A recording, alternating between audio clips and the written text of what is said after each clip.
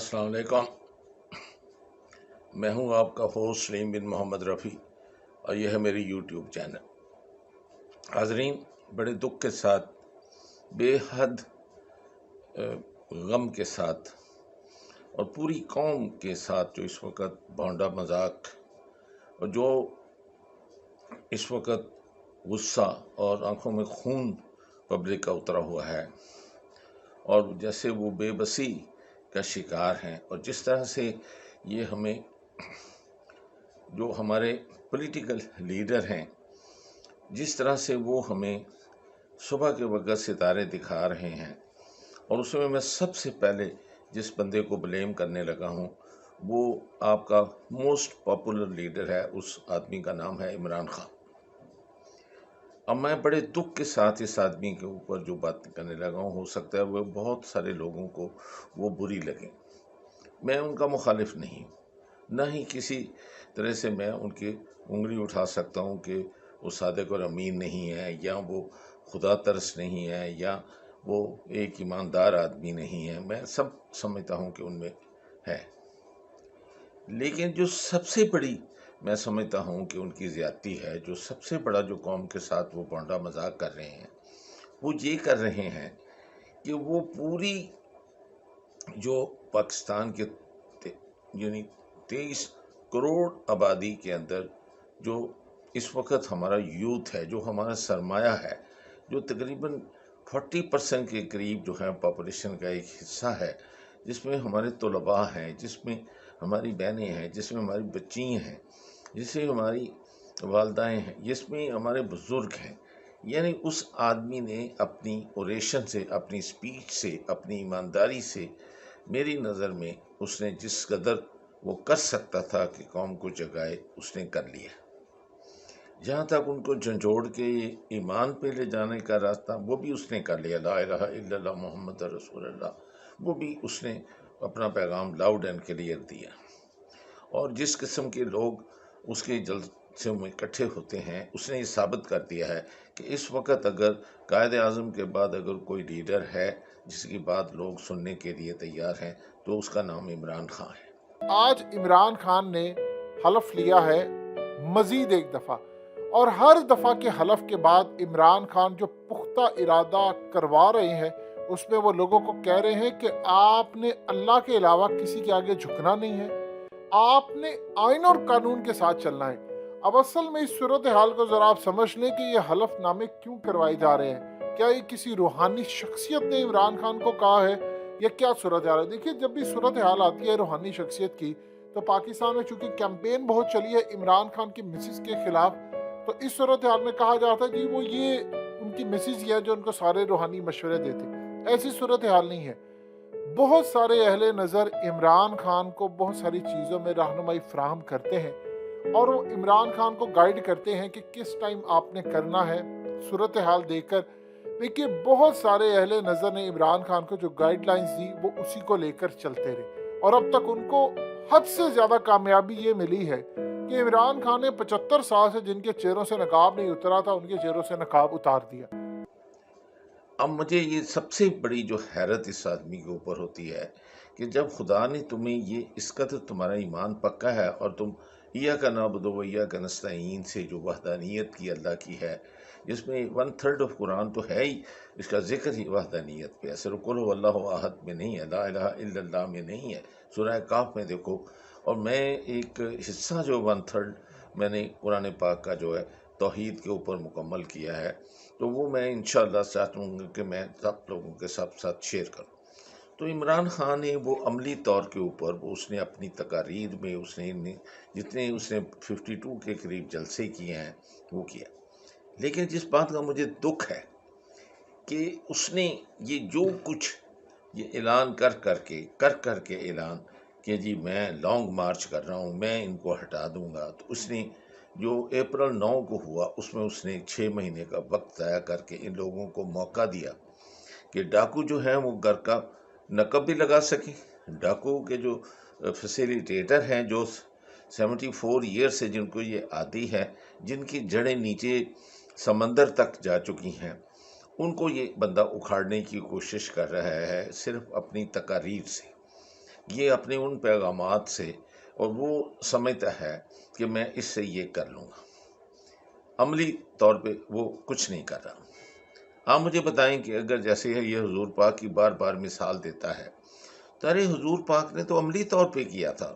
وہ صرف اگر اوریشن میں مسجد نبوی میں بیٹھ کے صرف وہ جو تقریر کرتے یا وہ سرمن دیتے یا جو وہی ان کے پر آتی تھی وہ صرف اپنے صحابہ کے ساتھ آگے تک پہنچا دیتے یا تبلیغ کرتے، اور حضرت ابو بکر صدیق رضی اللہ تعالیٰ عنہ، حضرت عمر فاروق رضی اللہ تعالیٰ عنہ، عثمان غنی رضی اللہ تعالیٰ عنہ، اور حضرت علی جو ان کے 4 ساتھی اور 4 خلفاء تھے ان کو کرتے، تو مجھے بتائیے کہ کیا کچھ حاصل ہوتا؟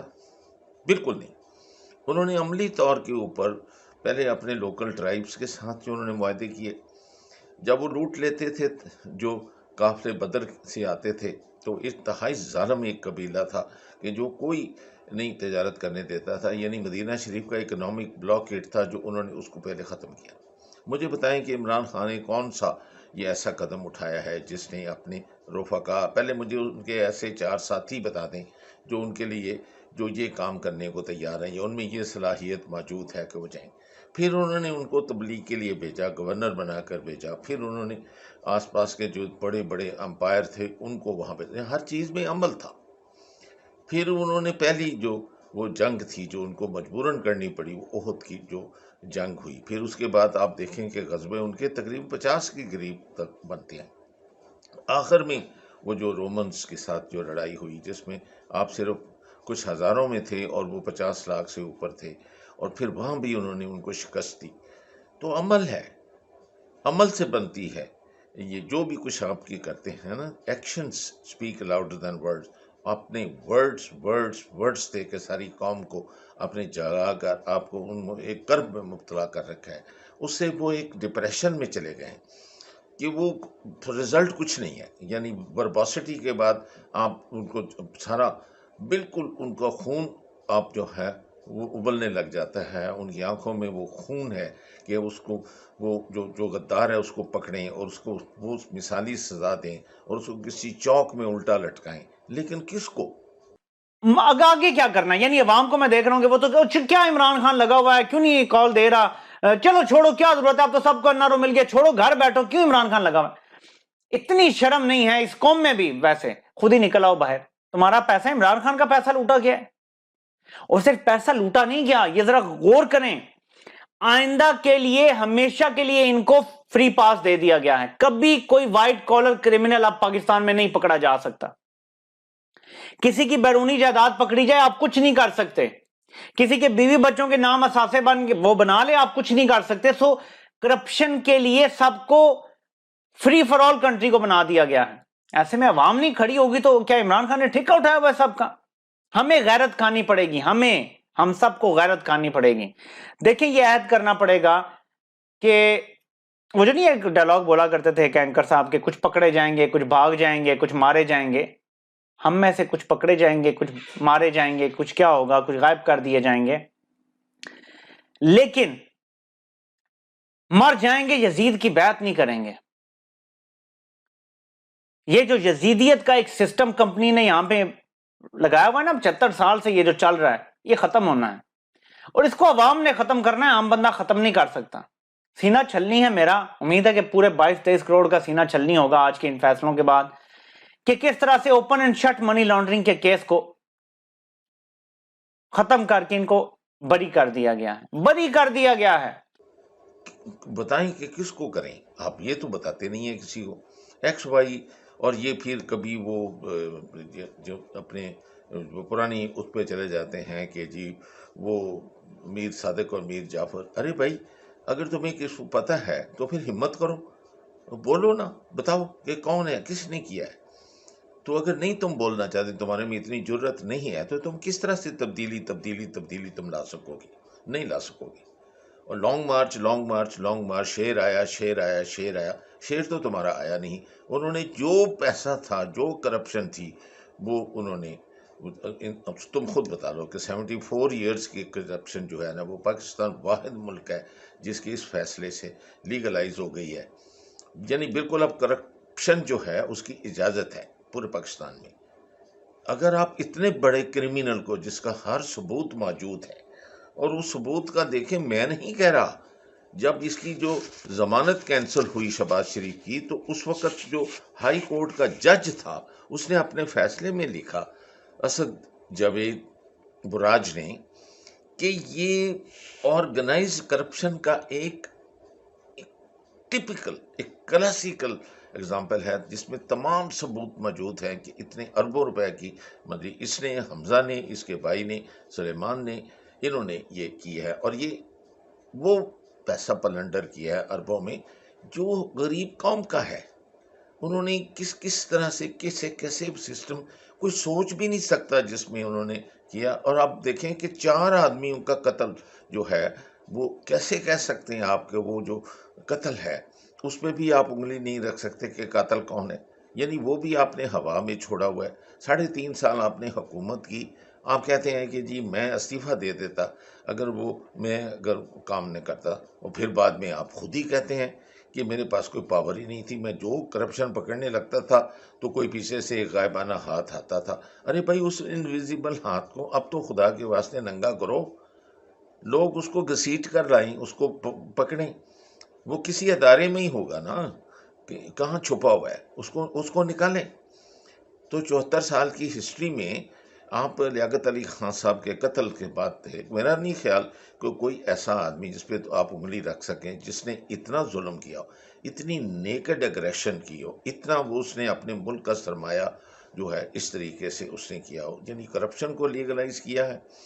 اور یہ میرے خیال میں ڈارکسٹ ڈے ہوگا ان دی ہسٹری آف ہمارا جوڈیشل سسٹم میں، ایڈمنسٹریٹو سسٹم میں، اسٹیبلشمنٹ میں، حکومت میں، اور آئی تھنک بطور نیشن ایز پاکستانی ہمارے سر شرم سے سب کے جھک گئے ہیں کہ یہ کیا ہے ہمارے ساتھ، کہ ہم سن کے ججوں سے سنا ہے، یہ نہیں کہ یہ جو جتنے پاناما کے کیس تھے سب کو سزا سب نے کیا، یا استعفیٰ دے دیا ہے یا ان کو۔ دوستو، بلا شبہ سچ ایک نہ ایک دن ضرور سامنے آ کر رہتا ہے، اور وہی ہوا۔ سابق وزیر اعظم پاکستان عمران خان کی حکومت گرائے جانے کے حوالے سے غیر ملکی سازش ثابت ہو گئی، اور ایک اہم ترین عہدے پر بیٹھی ہوئی قابل احترام شخصیت نے یہ کہہ دیا، یہ بول دیا کہ سازش ہوئی اور اس کی تحقیقات ہونی چاہیے۔ اور شہباز شریف کی ایک اور آڈیو لیک جس نے اہم ترین معاملے کا بھانڈا پھوڑ دیا، اس کی تفصیلات بھی آپ کے سامنے رکھیں گے، اور کال ریکارڈز میں آئی ایس آئی کا نام کیوں آ رہا ہے، آئی ایس آئی کا کیا کردار ہے کالز کی ریکارڈنگ میں خفیہ ایجنسیز کا، اور پاکستان میں رشوت کی باقاعدہ اجازت کیوں دی گئی، اور پاکستان کس طرف کو جا رہا ہے، اس کی تفصیلات آپ کے سامنے رکھیں گے۔ تو جناب، سب سے پہلے رشوت کی باقاعدہ اجازت کے معاملے سے شروع کر لیتے ہیں، کیونکہ عمران خان کی حکومت گرائے جانے کے بعد ہی یہ ممکن ہو سکا کہ اس ملک میں رشوت کی باقاعدہ اجازت دے دی جائے، اس سے پہلے کہ وہ سازش ثابت ہونے کی جانب بڑھیں۔ پہلے آپ کو یہ بتائیں کہ کس طرح سے پاکستان کے اندر آج جو ہے وہ باقاعدہ طور پر رشوت کی جو اجازت ہے وہ دے دی گئی۔ ہوا جناب آج کچھ یوں جیسا کہ ایکسپیکٹ کیا جا رہا تھا، گزشتہ چند دنوں سے کہا جا رہا تھا، وہ جناب یہ ہوا کہ شہباز شریف اور حمزہ شہباز منی لانڈرنگ کیس میں بری ہو گئے، اور عدالت نے منی لانڈرنگ کیس میں ان کی بریت کا فیصلہ اسپیشل سینٹرل جج نے سنایا، اور سینٹرل کورٹ لاہور نے یہ کہا کہ جناب ان کو بری کیا جاتا ہے۔ 12 اکتوبر تک دلائل مکمل کرنے کی ہدایت جو ہے وہ کی گئی تھی، اور ایف آئی اے نے عدالت کو بتایا کہ شہباز اور حمزہ شہباز کے خلاف اکاؤنٹ میں براہ راست پیسے جمع ہونے کے حوالے سے کوئی بھی جو ثبوت ہے وہ موجود نہیں ہے۔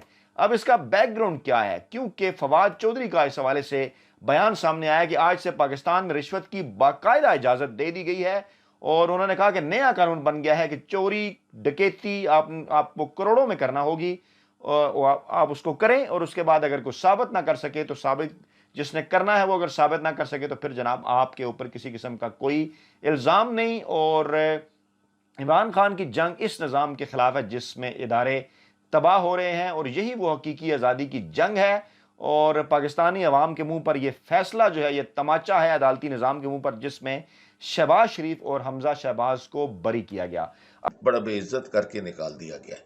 تو کیا آپ نے دیا ہے؟ آپ کو کیا دیا ہے؟ نواز شریف نے کیا دی ہے؟ اس کے بیٹوں نے کیا؟ اس کی بیٹی جو ہے اس نے وہ دندناتی پھر رہی ہے، اور آبسین ویڈیو وہ بناتی ہے، وہ گالیاں تک نکالتی ہے، وہ کیا ہے اس میں خوبی کہ آپ نے اس کو ایک دن بھی جیل میں نہیں گزارنے دیا، اور آپ اس کو شہزادی کو آپ نے چھوڑ کے اور وہ گالیاں نکلوائی ہیں. اس نے وہ سو کالڈ اسٹیبلشمنٹ کے جو ہائیسٹ ہیڈ ہے اس کو بھی اس نے بائی نیم گالیاں نکالی ہیں. ISI کے آپ اس کو گالیاں نکالی. تو کہاں تھے وہ ججز؟ کہاں تھے؟ تمہاری ایڈمنسٹریشن تھی. تو کیوں نہیں اس کو گرفتار کر کے اس کو لٹکایا؟ کیوں چھوڑا اس کو، اور کیوں جانے دیا اس آدمی کو؟ جس آدمی نے خرگوش کا یا بکری کا بلڈ دے کے تو اپنی پلیٹلیٹس کی، اور اس کی ایکٹنگ دیکھو. ارے اس کو تو فلم ایوارڈ ملنا چاہیے دنیا کا ہائیسٹ، جیسے وہ گلگلے نے پوپلے نے وہ کیا کیا. اچھا پھر تو تمہیں یہ نہیں پتا تھا کہ اس آدمی نے 3 مہینے وہ جوناتھن کو، جس میں سکریپ آ رہا تھا، اس نے سمندر میں کھڑا رکھا تھا تاکہ لوہے کا یہ جو ریٹ فکس کر سکے. تو جو آدمی اس قدر کرپٹ ہے، گندا ہے، جس کا بچہ یہاں جو گنے کی جو مولیسس ہے وہ اس وقت انڈیا میں اپنی جو تھی سمندر ٹرین کی اس میں وہ بن کے بھیجتا تھا کہ وہاں جا کر اس کی وسکی بنے گی، اور وہاں انڈیا کے اس وقت کے پرائم منسٹر کے بیٹے کے ساتھ اس کی شراکت تھی. تو اس کو تم نے یہاں پلپنے دیا. وہ بھاگا ہے حسین نواز، تو کیسے بھاگا ہے؟ اور کیوں نہیں پتا تھا تمہاری ISI کو کہ گاڑی کے اوپر مولیسس جا رہا ہے؟ تو کیوں نہیں ایکشن لیا آپ نے؟ کیوں آپ کی جو اس وقت ISI تھی، کیوں آپ صرف دوسروں کے چکر میں اپنا ناک ڈبوتے رہے کہ جی افغانستان کا آپ کرا دیں؟ کیا ملا ہے آپ کو اس کے؟ بتائیں مجھے کیا ملا ہے آپ کو اس کے ساتھ؟ تو پھر یہ آپ کا اتنا ہی قصور ہے کہ اس وقت پبلک کو آپ نے اس قدر ان کو کوفت میں اور مصیبت میں مبتلا کیا ہوا ہے، اور ایکشن کوئی آپ لے ہی نہیں رہے. اور اگر بغیر لیڈرشپ کے، جس طرح یہ کچھ میں آڈیو چلا رہا ہوں جس میں کچھ میرا خیال یوٹیوبرز جو ایڈوکیٹ کر رہے ہیں کہ یہ عمران خان اکیلے کا یہ پیسہ نہیں چرایا گیا، اس لیے اٹھو تم. ارے اٹھو تو کیا کرو؟ اگر لیڈر لیس، اگر آپ اس طرح کے NRکی پیدا کر دیں گے اور لوگوں کو پرووک کریں گے تو اٹھ کے وہ کیا کریں گے؟ مجھے یہ بتاؤ. جب ٹارگیٹ ہی نہیں ہے، ان کو پتہ ہی نہیں ہے کہ کہاں کرنا ہے. اسٹیبلشمنٹ میں کرنا ہے، یہ پولیٹیکل پارٹیز میں کرنا ہے، جنہوں نے یہ منڈی لگا کر یہ ووٹ خریدے تھے MNAs MPAs ان کو کرنا ہے، یہ باندھ متی کا کنبہ جو ہے ان کو کرنا ہے، باپ پارٹی کو کرنا ہے، MQM کو کرنا ہے، پیپلز پارٹی کو کرنا ہے، کس کو کرنا ہے؟ ANP کو کرنا ہے. آپ نے یہ بتائیں نا کہ کاف لیگ کو پکڑنا ہے. تو جب پورا سمندر ہی جو گندگی کا ٹھاٹھے مارتا سمندر ہے، اور آپ ایک نمک کی ڈلی لے کر کنارے کھڑے ہوئے ہیں اور لوگوں کو اپنے پیچھے لگایا ہوا ہے. ارے سمندر خشک ہو کر تو نمک بننے سے رہا میرے بھیا. تو عمران خان صاحب، یہ میرا یہ وی لاگ آپ کی طرف ڈائریکٹڈ ہے، یہ کسی اور کی طرف ڈائریکٹڈ ہے ہی نہیں.